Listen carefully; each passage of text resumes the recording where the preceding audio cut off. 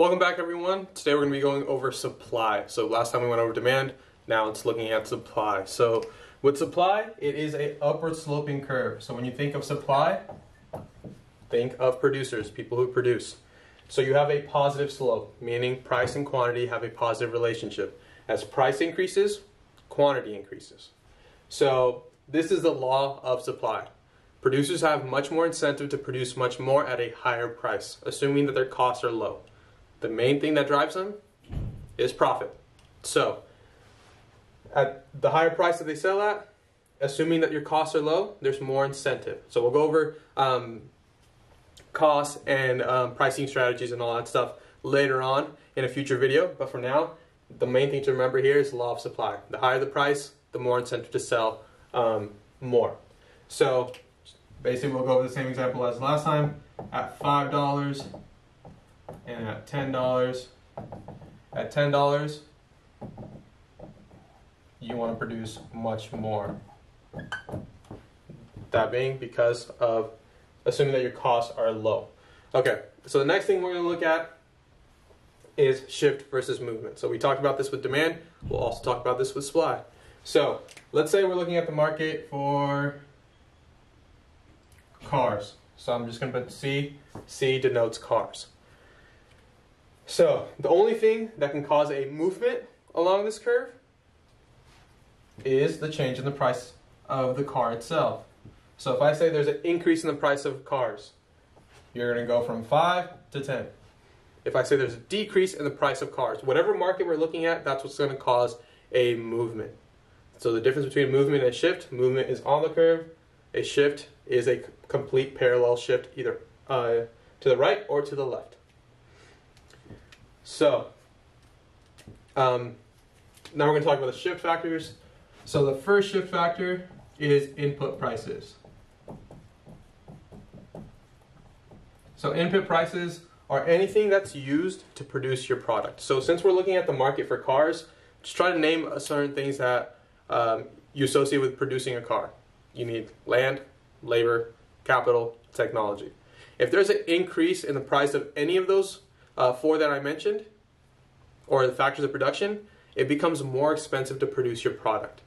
So if it becomes more expensive to produce your product, you're going to supply less. Again, your costs have increased. This is threatening your profits. You're going to produce less now. So if input prices increase,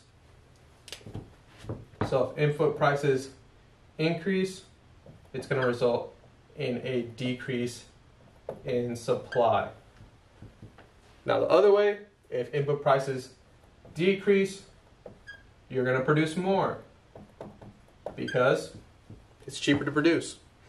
So if I say labor, the price of labor has increased. Now you have to pay your workers much more. Because you have to pay your workers much more, that's less material that you can purchase. So if minimum wage increases, you're going to supply less. So at each specific amount, you're going to supply less. Again, you're closer to the origin. And this is the origin right here. Okay, so that's one of the shift factors. The next one is going to be technology. So technology will always help you as a supplier. Technology will never hurt you. So anytime you implement a new technology, it's going to increase efficiency. That's the whole goal. If it doesn't increase efficiency, there's no reason to even implement it. Again, we're assuming people are rational. People as well as producers, entities, governments, whatever it may be. So anytime you see tech, or if there's an increase in technology, it's always going to help your supply curve. So you're going to be able to produce more at a lower cost. So very similar to what we had here up here earlier. The next one is expectation. So this one is kind of tricky. So expectations. Expectations.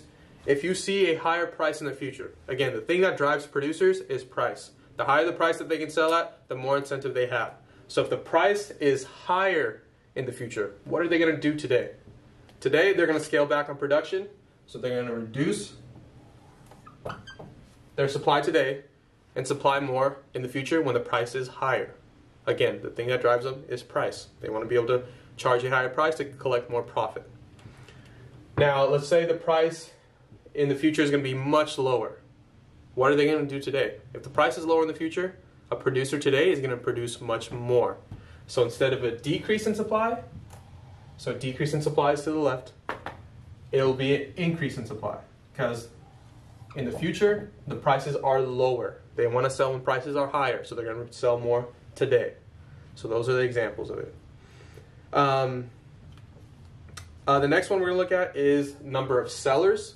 So number of sellers is pretty straightforward. The more sellers we add to our market, it's going to shift to the right. The more that leave, it's going to shift to the left. So number of sellers is pretty straightforward as well. The last one I want to go over is taxes and subsidies. So a tax will reduce supply, and then a subsidy is going to increase supply. We'll talk about it. All right, so when you decrease tax, or when you implement a tax, this is going to hurt a firm. If this hurts a firm or a producer because they have to pay a certain percentage out of their pocket. So treat this like an increase in their cost of production. So anytime you impose a tax, you're trying to discourage production. So it's going to be a decrease in supply. So again, decrease in supply. A subsidy from the government, again, both of these are the way the government gets involved. When you implement a subsidy, you're basically providing some form of aid to a producer to be able to produce more. So treat this like a decrease in your cost of production. You're going to be able to produce much more, so you're going to see an increase in supply. Basically, the government's helping you in this case. So those are all the shift factors, movement factors for supply. We've went over demand. Our next video is going to talk about how we put them both together on the same graph and we have equilibrium. So I will see you guys in the next video. If you guys have any questions, drop them in the comment section, and I will see you guys again soon. Thank you.